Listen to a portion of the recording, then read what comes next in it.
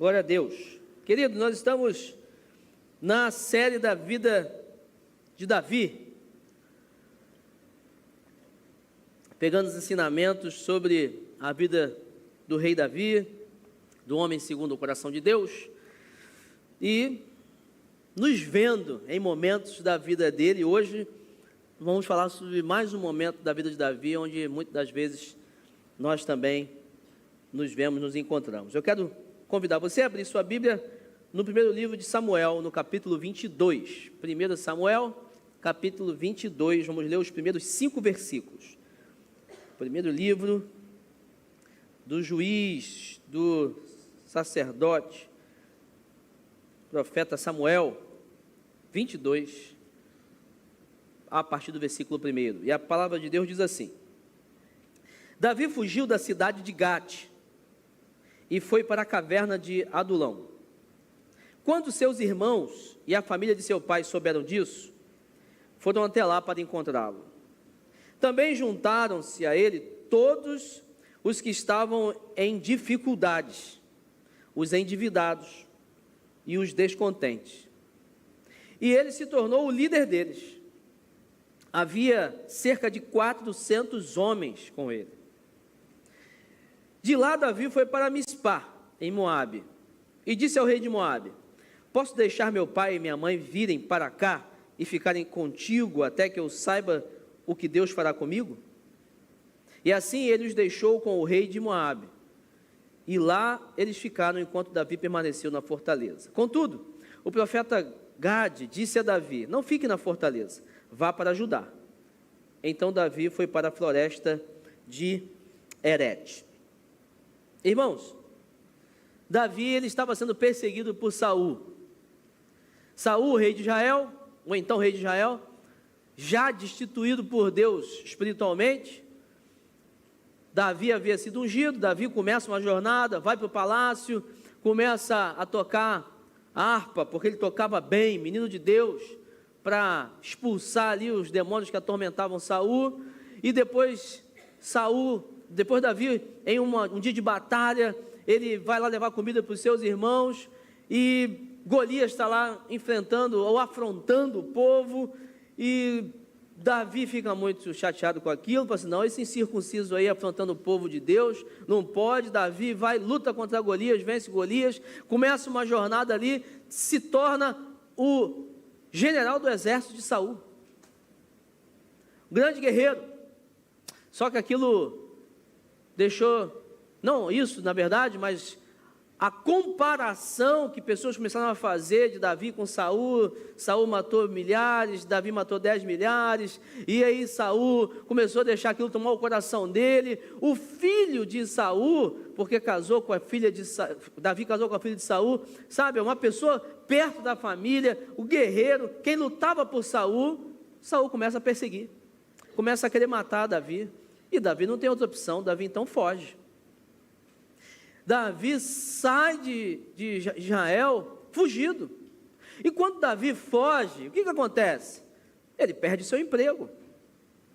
Davi, o general do exército, fugiu, perdeu tudo. Perdeu sua casa, perdeu sua família, perdeu seus amigos. Davi perdeu sua cobertura espiritual.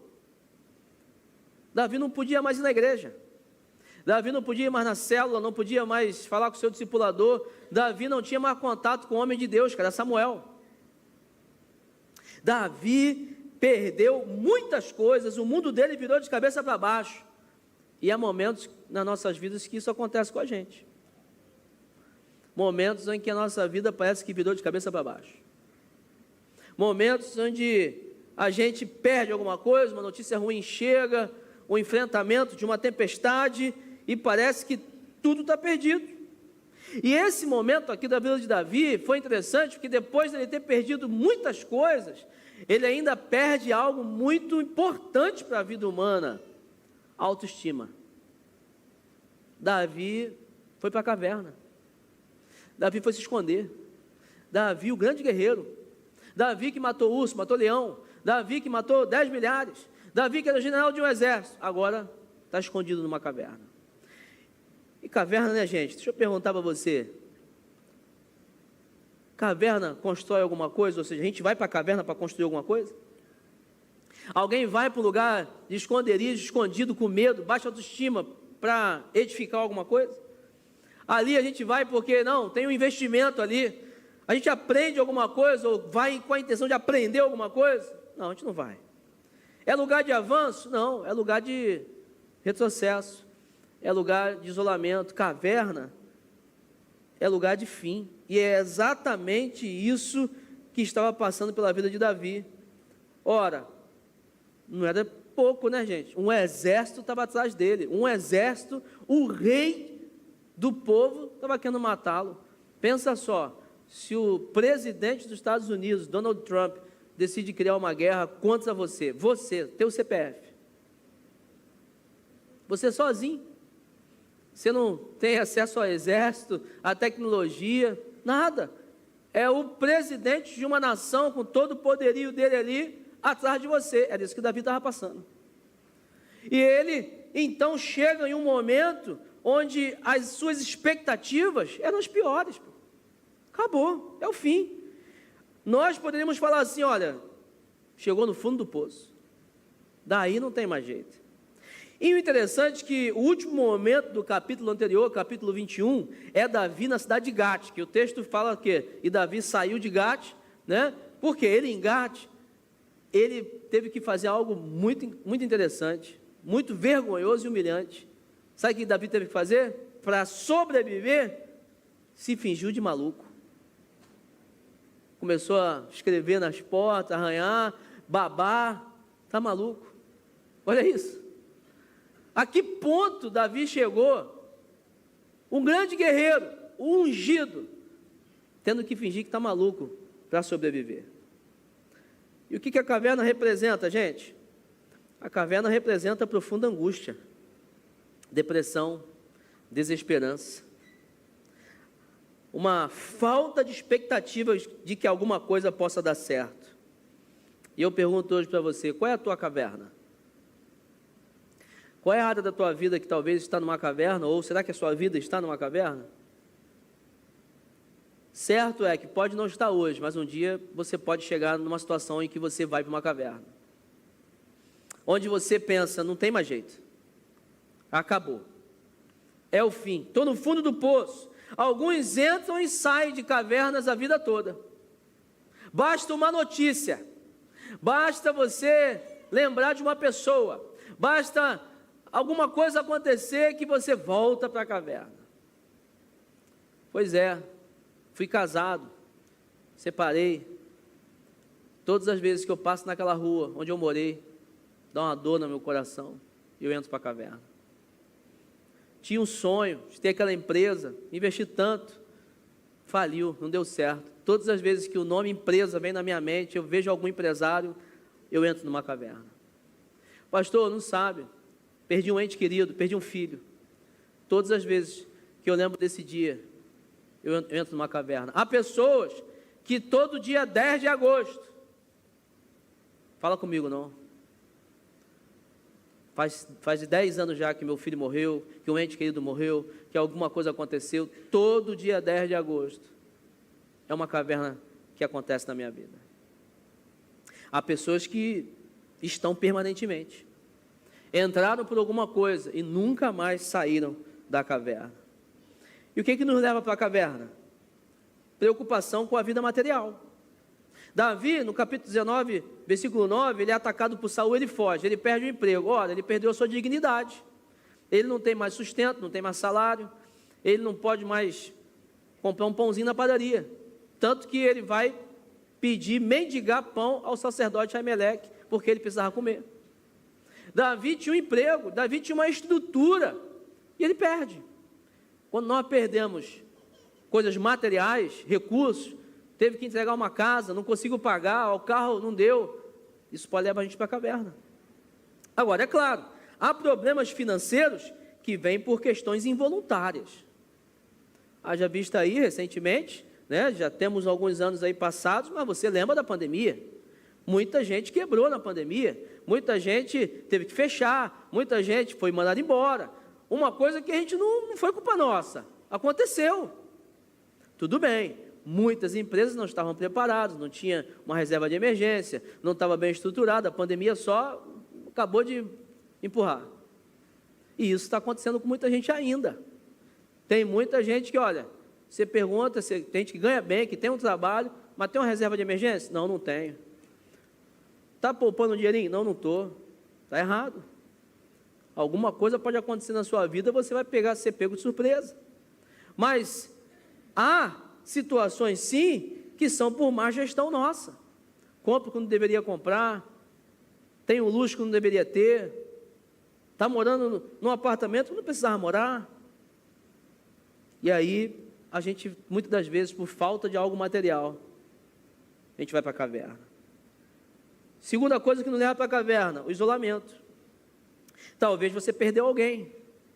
Foi o casamento que acabou, um relacionamento, um namoro, uma sociedade. Eram amigos, quebrou. Aquela amizade foi embora.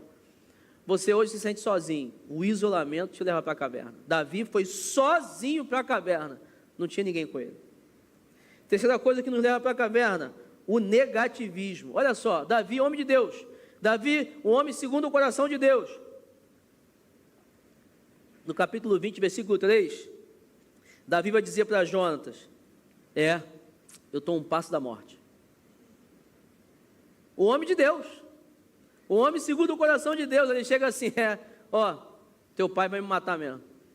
Eu acho que deu para mim. Vou me aposentar e vou para o céu mesmo, porque acabou. A vida aqui acabou. O desespero dele leva-o a dizer, não tem mais jeito. Quando Davi vai para a caverna, ele vai procurar o quê? Nada. Ele não vai procurar solução, ajuda, milagre, porque isso não tem na caverna. Não tem nada na caverna que poderia ajudá-lo. É o desespero dele. Por isso é que ele vai para a caverna. Porque ele ficou totalmente desesperançoso. Outra coisa que nos leva para a caverna são os traumas. Irmãos, imagina os traumas que Davi teve. Davi estava lá pastoreando ovelhas na casa do pai dele, tranquilão. Era o caçula. Diz a Bíblia que ele era um menino franzino, baixinho, ruivinho, tranquilo. Aí chega um homem, pronto, você vai ser o rei de Israel. Eu falei, tá bom, não pedi nada, tudo bem, vou ser o rei de Israel. A vida começa a andar, hoje ele está sendo perseguido, sem nada. Caramba, quantos traumas ele deve ter passado nessa vida. Casou, não pôde usufruir do casamento. E hoje ele está numa caverna. Traumas nos levam para a caverna. Pessoas que perderam, pessoas que sofreram muitas coisas, levam a gente para a caverna. No capítulo 20, versículo 1, ele chega a dizer, é uma injustiça o que fazem comigo. Senso de indignação, assim, sentimento de indignação, isso não pode acontecer, olha o que estão fazendo comigo, poxa, coitado de mim, eu não era para estar passando por isso. No capítulo 20, versículo 41, ele chora amargamente por causa de Saul, traumatizado, está doendo lá dentro dele, e quando dói dentro da gente, isso nos leva para a caverna. E uma última coisa que nos leva para a caverna é o medo. Irmãos, Davi teve medo de morrer. Davi, um grande guerreiro, um homem segundo o coração de Deus, mas ele era homem, teve medo. Deixa eu me esconder aqui. Como eu citei lá em Gate, o que aconteceu em Gate? Gate nada mais era do que a cidade de onde veio Golias. Golias era um dos principais cidadãos de Gate. Guerreiro, poxa. Defendia ali a cidade. Era um homem que falava assim, deixa que eu luto contra o outro oponente, quem ganhar, ganhou a batalha. Era costume deles. E aí Davi está lá em Gate, aí um olha para o outro e fala assim, aqui, mas esse aqui não é Davi? É esse cara que matou Golias? Aí o rei fica sabendo, pronto, alvoroço na cidade, vamos pegar Davi, matou Golias, matou nosso homem. Aí Davi faz o quê? Deixa eu me fingir de maluco aqui, porque eu não quero morrer. Ele ficou com medo. Aí o rei chega lá, poxa, vocês estão de brincadeira comigo? Me trazendo maluco agora, doido? Deixa esse homem aí, não quero saber dele não. E Davi vai e consegue fugir. Davi teve medo, e o medo nos leva para a caverna. Você pode ter medo do que vai ser dos seus filhos. Eu tenho medo do que vai ser da minha filha. Eu fico pensando, será que ela vai casar com um maluco? Será que a minha filha vai casar com um cara que vai tentar matá-la? Você passa, pastor, já aconteceu. Eu já participei de um caso desse. Não de tentar matá-lo, mas de um caso realmente de uma doença que fez a pessoa ficar maluca. Você já deve ter visto notícias como essa. Pô, matou a esposa, matou o esposo. Ué, casou, mas no casamento estava tudo bem. Pois é, a gente não sabia, não conhecia. Será que ela vai casar com uma pessoa que vai traí-la com outras mulheres? Não sei. Eu tenho medo disso. Você pode ter medo em relação ao seu casamento. Será que daqui a 5 anos esse amor vai continuar aceso, esse respeito, admiração, essa parceria? Você pode ter medo. Será que a minha empresa vai continuar vendendo como vende hoje? Será que eu vou continuar trabalhando e eu não vou ser mandado embora? Essa conta que vai chegar? Nós temos medos, poxa. Nós não podemos ser paralisados pelo medo, mas nós temos medo. E isso nos leva para a caverna também. A verdade é que quando a caverna chega, ela não pode ser a única alternativa. Por isso, eu quero responder a pergunta, ou a frase, né? Quando a caverna parece ser a única alternativa, precisamos saber algumas coisas. Primeiro, ir para a caverna não significa que você não seja homem ou uma mulher de Deus. Ir para a caverna não significa que você não é um homem ou uma mulher de Deus. Algumas pessoas não conseguem se perdoar por terem ido para a caverna. Algumas pessoas, elas desistem de caminhadas com Cristo porque passam por tempo de caverna. Algumas pessoas se envergonham, saem da igreja, largam coisas, se isolam literalmente porque estão no momento de caverna. Pô, mas não pregava, não orava, não fazia, não acontecia, não era líder, aí agora está na caverna, é mulher de Deus, homem de Deus, está na caverna. Aí a pessoa se isola, foge porque tem vergonha, ou se culpa, ou não entende. Caverna, homem de Deus, mulher de Deus também vai para lá. Quem está na caverna aqui, gente? Não é Zé ninguém não, poxa, era Davi. Era um homem segundo o coração de Deus. Esse homem que foi para a caverna. Um homem que tinha já uma fama até então, já era alguém de sucesso. Foi alguém ungido. Ele que foi para a caverna. Quem está na caverna é um homem segundo o coração de Deus, é o futuro rei de Israel. Quem está na caverna é alguém preparado. Por isso, eu e você precisamos ressignificar as nossas vidas para a caverna. Ao invés de a gente pensar, caramba, eu realmente não presto, sou pecador mesmo, sou uma pessoa muito ruim. Não, você é humano. E humanos vão para a caverna em situações que tentam derrubar a gente, e que muitas vezes conseguem, e derrubam a gente. Quando a gente entende isso, a gente diz o seguinte: eu vim para a caverna, mas eu quero sair daqui, porque aqui não é meu lugar. Aqui não é destino, aqui é passagem. Caverna é lugar de passagem, não é destino. Mas quando você olha e diz, poxa, realmente acabou, fundo do poço, não tem mais fé, não tem mais como sair daqui, você faz da caverna uma prisão perpétua. Nós precisamos olhar para a caverna e dizer, eu tenho um Deus e por isso eu posso sair. Irmãos, diz a história sobre um homem de Deus, pregador, e ele tinha uma linha de pregação que eu não concordo, mas ele tinha essa linha que ele dizia o seguinte, que quem tem doença é porque está em pecado.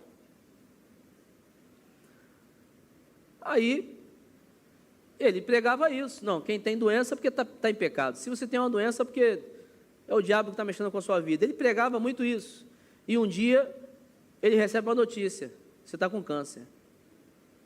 Aí ele entrou em crise, porque ele era um homem de Deus, ele era um homem que buscava santidade, tinha uma família direita, pregador do evangelho, mas ele ficou com câncer. Sabe o que esse homem fez? Ele se isolou, ele deixou com que a caverna fizesse com que ele entrasse numa depressão profunda, e ele largou tudo, e ele morreu com aquele câncer. afastado do Senhor. Ele se esqueceu que homens de Deus, ou ele não sabia que homens de Deus têm doença, que homens de Deus vão para a caverna, que homens de Deus choram, que homens de Deus têm medo, porque nós, por muitas das vezes, somos derrubados por notícias que chegam nas nossas vidas e nos levam para cavernas. Quando nós achamos que somos super-homens e mulheres, estamos acima de cavernas, esquecemos dessas situações. E é aí que a nossa queda é pior. Segunda realidade aqui, quando a caverna parece a única alternativa, saiba que quando somos reduzidos a nada, não significa que o Deus soberano quer acabar com nossas vidas. Ele quer redirecioná-las. Quando nós somos reduzidos a nada, não significa que Deus vou te humilhar então, vou amassar, vou zerar você da humanidade. Não. Deus, na verdade, quer reconstruir. Deus quer redirecionar, quer podar, quer quebrar o vaso e fazer um vaso novo. Quer fazer o seguinte, não, deixa eu reconfigurar, porque saiu um pouco do meu plano. Ou quer que você passe por uma prova para amadurecimento, para crescimento, como Paulo fala em Romanos 5, versículo 3, ele fala, olha, provação, perseverança, amadurecimento, esperança. Você cresce, você melhora. Muitas das vezes nós vamos para um tempo de caverna, mas é porque Deus está deixando a gente ir para redirecionar nossas vidas. Davi foi para a caverna, parecia que era o fim, só que no versículo 2 diz assim, também juntaram-se a ele todos os que estavam em dificuldades, os endividados e os descontentes, e ele se tornou o líder deles. Havia cerca de 400 homens com ele. Irmãos, olha só o que aconteceu na vida de Davi. Davi está na caverna, baixa autoestima, está com medo, sendo perseguido pelo rei, pensando que tudo acabou. Aí chega lá uma galera para ter com ele. Qual é a galera que chega? Os endividados, os caras que estavam com baixa autoestima, pior que a de Davi, os rejeitados, os descontentes, sabia? Eu falo, os descontentes, ou seja, aqueles caras, sabe, chatos, sem esperança. Davi podia chegar para Deus e falar assim, você está de brincadeira comigo. O senhor podia mandar aqui uns caras valentes, com autoestima, falar, Davi, vamos embora, sai daqui, até o cara. Não, manda os caras pior que eu, pô. Só que ali, Deus estava deixando Davi redirecionar a vida dele. Deus estava dando uma oportunidade para Davi entender um caminho de reconstrução ou de construção de coisas novas. Davi ali naquela caverna começa uma outra fase da escola do reino, da faculdade, do mestrado que ia levar Davi a ser um rei. A caverna não era o fim, a caverna era um processo de aprendizado para Davi aprender a tomar decisões, para Davi aprender a unir pessoas, a treinar pessoas, para Davi começar a entender que no reino de Deus tem todo tipo de gente, para fazer com que Davi reine sobre todas as pessoas, os chatos, os legais, os pobres, os ricos, os que pensam que são muita coisa, aqueles que pensam que não são nada, aqueles que estão contentes, descontentes, os endividados, os cheios de dinheiro. Eu vou reinar sobre todo mundo. E Davi começa ali então a aprender a liderar, tomar decisões e a resgatar a estima daqueles homens. Que lição Davi aprendeu nesse momento de redirecionamento? Preste atenção. Nos capítulos anteriores, quando Davi chega para o sacerdote lá para Aimeleque, Davi pede comida, Aimeleque dá comida para ele, e Aimeleque dá uma espada para ele. Que espada era essa? A espada de Golias. Só que Davi, ele olha e percebe que tinha um homem lá. Esse homem, o nome dele é Doeg. E Davi, ele viu que aquilo ali não ia prestar. Só que Davi não tomou uma decisão. Davi não foi líder naquele momento. Davi não teve uma atitude de prevenção. Davi deixou correr. O que aconteceu? Doeg foi lá falar para Saul. Falou: Saul, nem te conto. Sabe Davi? Pegou um pãozinho lá com a Aimeleque, pegou a espada, ó, foi embora. Aí Saul fica muito chateado. Saul vai lá, chama a Aimeleque e fala assim: pô, que história é essa? Você está alimentando um fugitivo? Aí a Aimeleque fala para ele assim: mas como assim, rei? Davi é teu filho. Davi é general do teu exército. Poxa, não vou alimentar Davi? Porque a Aimeleque não sabia, o sacerdote não sabia desse conflito. Aí ele, ou pelo menos se ele sabia, ele estava agindo de acordo com o que ele entendia que era o correto. Aí Saul fala assim: não tem história, você me traiu. Mandou matar Aimeleque e os 85 sacerdotes. Só que tem uma coisa: nenhum soldado quis matar, não tiveram coragem. Quem matou? Doeg. Sabe o que Davi aprendeu? Que quando a gente não mata aquilo que tem que ser morto em nossas vidas, aquilo pode matar muitas coisas que nós amamos em nós. Se Davi tivesse tomado uma atitude de liderança, fosse assim: não vai prestar não, se Doeg vai me arrumar um problema, Doeg, chega aqui, matasse Doeg, 85 sacerdotes não teriam morrido, Aimeleque não teria morrido. Nós estamos falando de uma época de batalha, de guerra. Davi tinha que ter feito o quê? Doeg, infelizmente, irmão, para mais coisas boas não morrerem, que minha vida, eu já perdi muita coisa, você vai ter que sair desse cenário. Isso, gente, é um ensinamento para a gente. Por quê? Há coisas nas nossas vidas que, se a gente não matar, se a gente não tirar, isso vai matar outras coisas que nós gostamos, nós amamos nas nossas vidas. Há falsas amizades que você tem que matar, tem que acabar com isso. Por quê? Essas falsas amizades estão arrebentando você. Tem falsas amizades acabando com o casamento.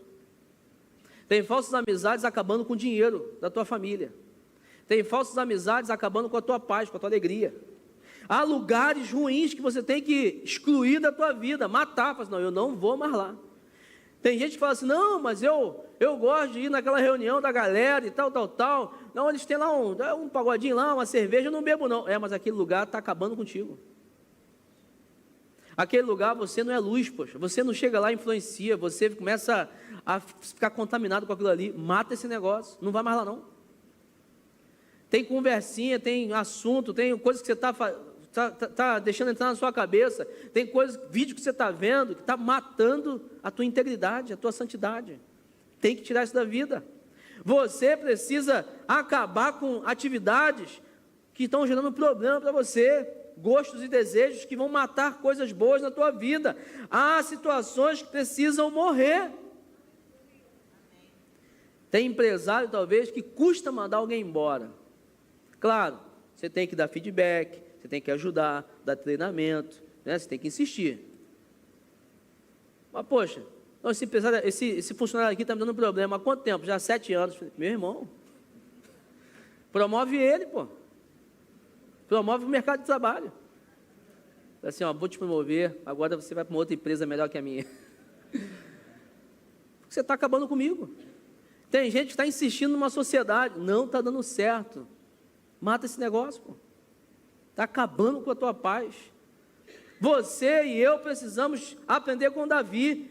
Caverna é lugar de redirecionamento. Opa, aquilo que eu não estava fazendo, vou passar a fazer. Aquilo que eu deveria ter feito, vou passar a fazer. Porque eu não quero que mais nada morra na minha vida. Quando a caverna parece a única alternativa, em terceiro lugar, saiba que os momentos difíceis podem ser instrumentos para unir nossa família de verdade. Momentos difíceis podem ser instrumentos para unir nossa família de verdade. Davi, irmãos, estava sem ver a família dele há muito tempo. Mas quem é da família de Davi? Bom, pai de Davi, Jessé. Jessé é aquele pai, foi aquele pai, que quando Samuel chegou na casa dele, Jessé, um dos teus filhos vai ser o rei. Jessé, o que ele fez? Apresentou todos os filhos que ele entendia que teria chance de ser rei, mas não apresentou Davi. Jessé esqueceu Davi. Jessé falou assim, poxa, mas não é para ser rei? Pô? Esse menino não vai ser rei. Franzininho, pequenininho, ruivinho. Esse era o pai de Davi. Alguma coisa ali tinha estranha. Quem eram os irmãos de Davi? Diz a Bíblia que numa batalha, onde estava Golias, Davi vai lá, a mando do pai, levar uns alimentos para os irmãos. Aí Davi fica irritado, fala assim, poxa, quem é esse circunciso, Golias e tal. Aí eu vou lutar contra eles. Os irmãos de Davi falam assim, baixa a tua bola, rapaz, quem é você? Tu pensa, você está maluco, quem é você? Menosprezam Davi. Era o caçula, garoto, pastor de ovelha. Esses eram os membros da família de Davi. E família é assim, né, gente? Nenhuma família é perfeita. Sempre tem um membro da família lá, que na reunião de Natal é um chato, é aquele cara que fala demais, é um que talvez arruma uma briga. Toda família tem algum desse aí, né? Tomara que não seja você. O chato da família. Ué, família é assim, poxa. A gente não escolhe, né? Nós não escolhemos pai e mãe, não escolhemos irmão, não escolhemos primo. É a família. Só que olha o que diz o versículo 1. Quando os seus irmãos e a família de seu pai souberam disso, foram até lá para encontrá-lo. Aí depois a Bíblia diz que Davi chega para o rei de Moabe e fala assim, tem como meu pai e minha mãe ficarem aqui? Protegendo o pai e a mãe. Opa, alguma coisa aconteceu. Uma união familiar aí aconteceu. Há momentos de dificuldade que Deus permite, porque é a única chance talvez de salvar o teu casamento. É a única chance da família se unir, vencendo o orgulho. Você pode falar assim, pastor, meu casamento está acabando. Por quê? A gente não se comunica, a gente nem namora mais. Mas por que não namora mais? Ele não me procura, eu também não procuro ele. Orgulho, pô. A gente não tem mais tempo junto. Porque eu sou orgulhoso, é orgulhosa, não senta e fala assim, vamos conversar aqui, poxa, a gente é casado, a gente se ama, a gente não pode ficar assim não, você me perdoa, poxa, você é minha mulher, minha esposa, eu sou seu marido, calma aí, vamos conversar. Talvez é o orgulho que está fazendo isso, não há uma conversa, não há perdão, não há um conserto, um filho que não fala com o pai, avós que já estão esquecidos, estão lá, os avós, nem tem uma proximidade, não tem uma preocupação, irmãos que não se falam, o orgulho vai fazendo com que a família não trate os desafios com carinho, humildade e humanidade. Davi falou o seguinte, meu pai, tudo bem, perfeito, meus irmãos, mas é minha família. Vieram aqui, me ver, me encontrar na caverna, minha família, vou cuidar deles. Diz uma história que um menino, 8 anos, foi acometido de um câncer. E os médicos falaram, olha, não tem mais jeito. Chegou para os pais, ele não tem mais o que fazer, a qualquer momento ele pode morrer. Só que os pais eram separados. Pais separados. E aí o menino, no leito de morte, pai de um lado, mãe de outro, porque o médico falou, é o tempo que vocês têm agora com ele. Aí o menino pegou na mão do pai, o menino pegou na mão da mãe e uniu as duas mãos. E aí os dois começaram a chorar.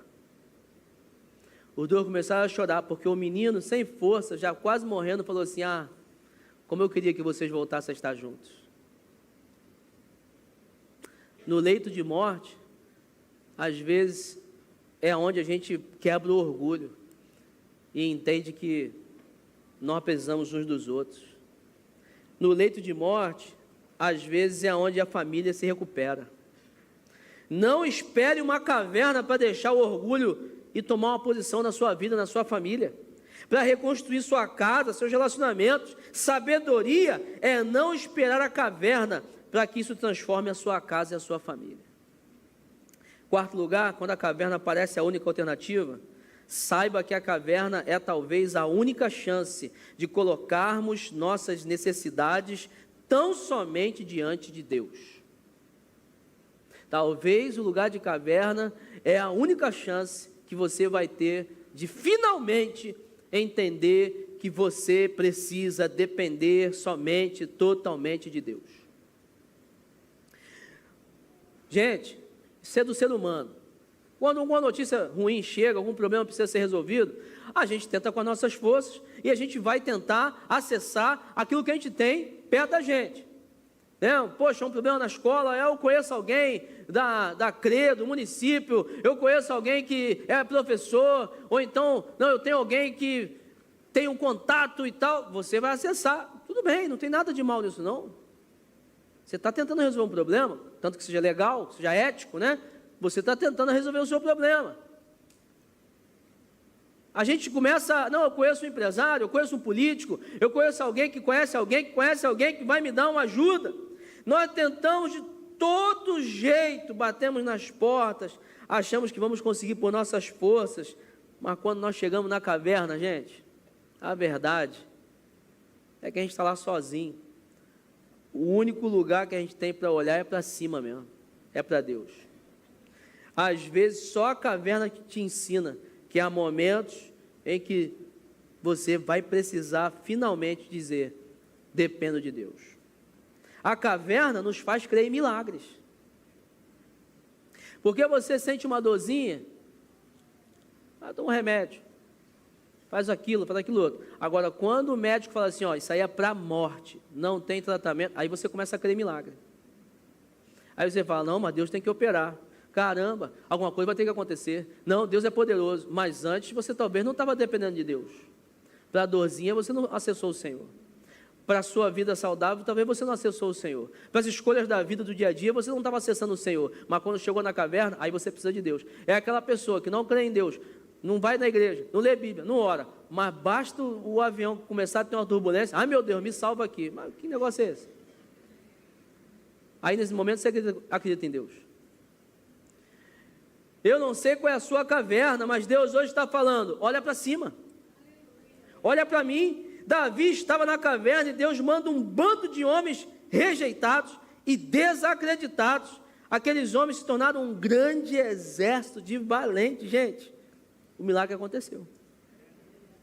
Diz a história verídica de um grande empresário, na época que o Rio de Janeiro foi assolado por muitos sequestros. Eu não peguei essa época não. Você lembra, Luiz pegou, né, Luiz? Eu estudei sobre isso.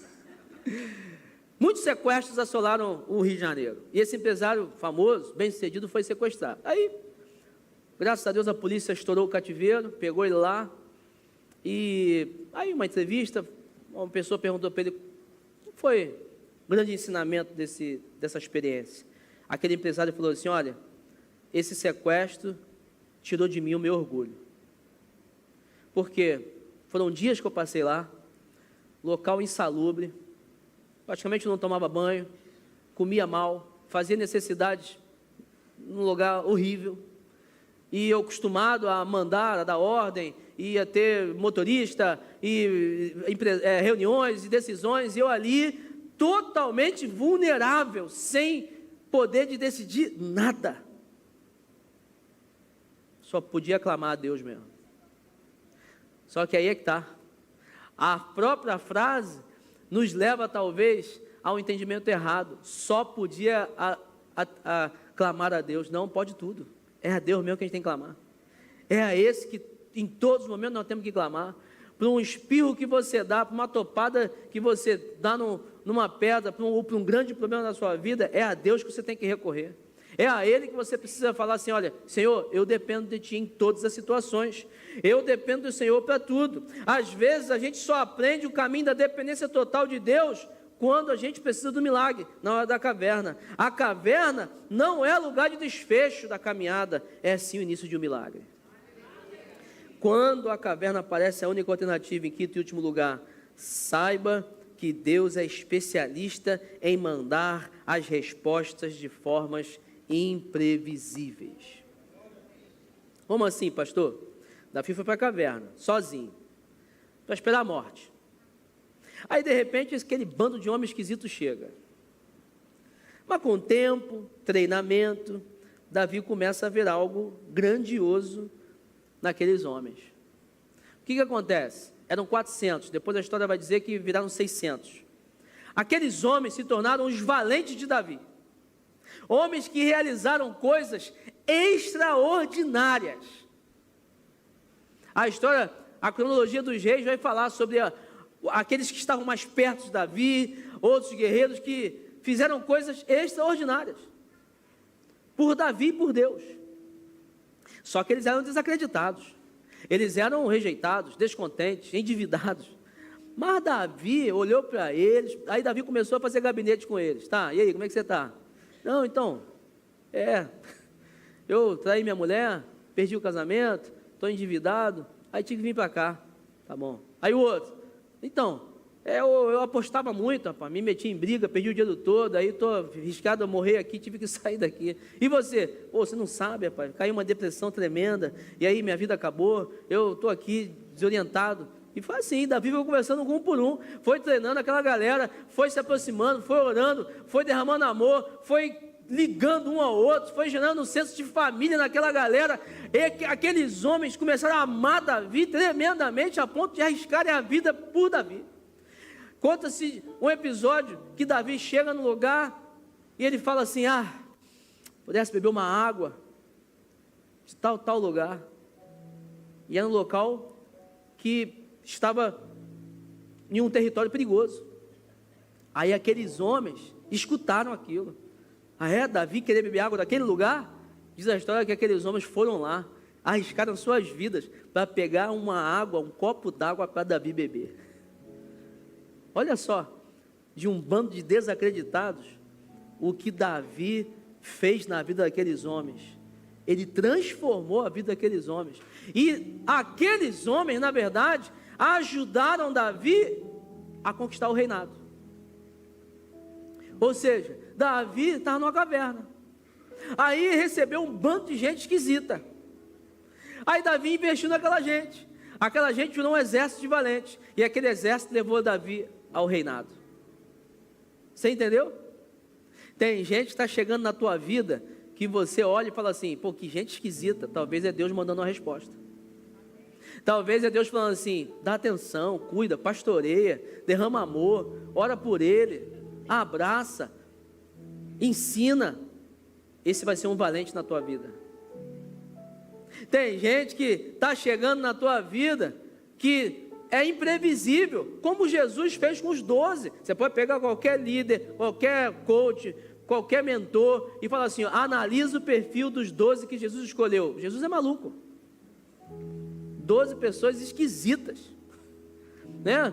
Barril de pólvora ali dentro, um contra o outro, ali um ia matar o outro. Mas Jesus impactou o mundo através daqueles 12. Por quê?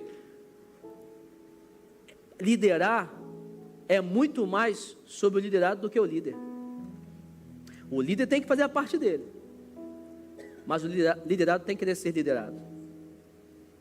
Não adianta, há muitas pessoas, infelizmente, que vêm à igreja, escutam um conselho, escutam uma mensagem, aprendem coisas, mas não querem fazer.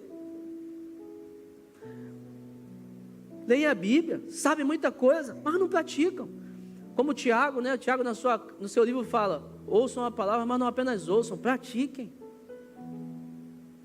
Tem muita gente que recebe direcionamento do Senhor, de pastor, de liderança, de amigo, de gente mais experiente, de pai e mãe, mas não obedece. Isso dá mal. Aqueles homens não.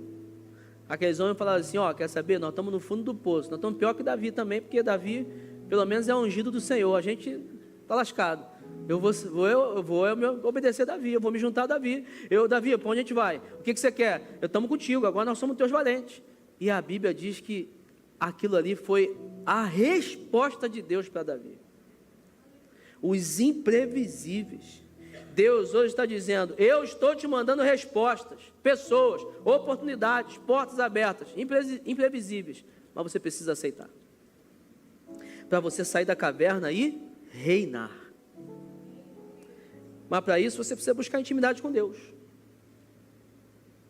Davi não ia conseguir aproveitar a oportunidade se não tivesse intimidade com Deus.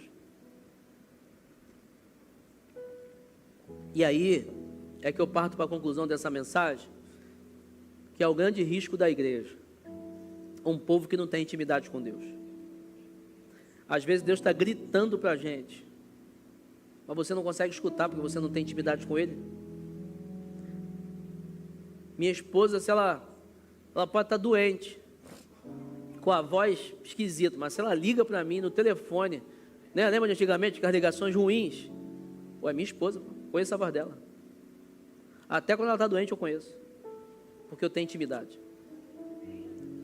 Eu posso, minha filha pode estar uma bagunça, um parque de diversões, ela grita: pai, opa, é minha filha que está gritando. É minha filha, pô. Tem intimidade. É isso que você precisa construir com o Senhor.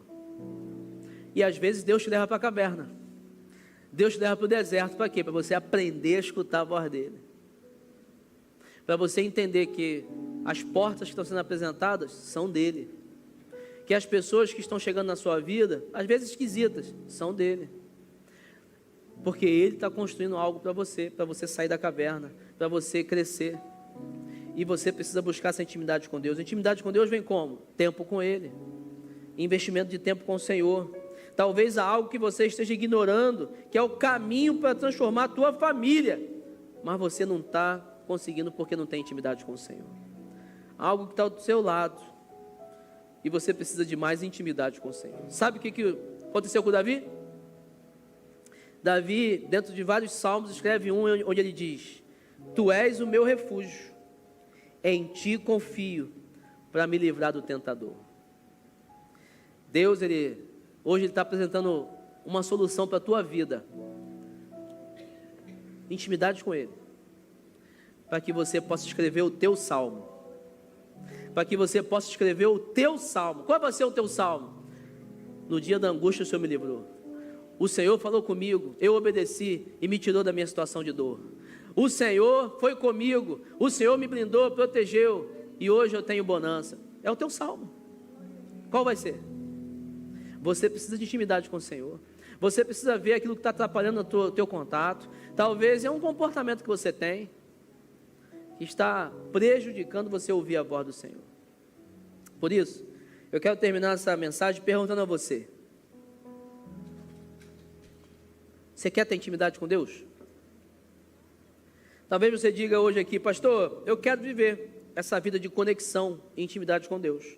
Eu quero essa proximidade com o Senhor, e eu quero essa paz que vem do Senhor, eu quero essa alegria, eu quero esse redirecionamento, eu quero aproveitar as oportunidades. Senhor, eu quero a tua vida na minha vida. Talvez você está querendo isso hoje, você entendeu o que precisa. Talvez você foi tocado pelo Espírito Santo e entendeu que precisa dessa intimidade, que precisa tomar essa atitude, falando assim: olha, eu quero andar com o Senhor, eu quero ter uma vida com o Senhor, eu quero depender do Senhor, ao invés de depender de qualquer coisa material, eu quero depender do Senhor. Há pessoas que talvez estão colocando sua segurança em locais errados, estão almejando coisas em que elas estão pensando que vão trazer respostas para a vida, mas a resposta vem do Senhor.